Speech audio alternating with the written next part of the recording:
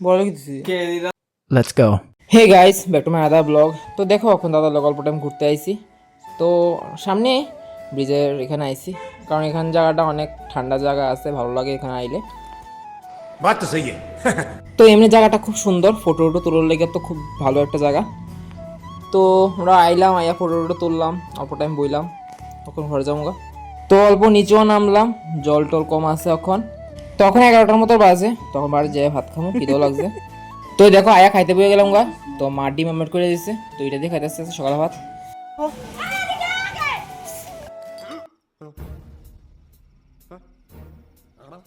তো গাইজ এখন মাঝে 5টার মতো। তো দেখো কি অন্ধকার করে রাখছে, আর মা এখানে লাড়কি ভাঙতেছে, নইলে তো বৃষ্টি ভিজে যাবো গা। তো ভালোই অন্ধকার করছে, মনে হয় ওই দিনের মতো বৃষ্টি আইবো, আকাশ টাকাশ পুরো কালা করে রাখছে। তো বৃষ্টি হলে তো এমন কোনো প্রবলেম নাই, শুধু লাইন জায়গা এটাই সমস্যা, লাইনটা থাকলেই শুধু সারবো।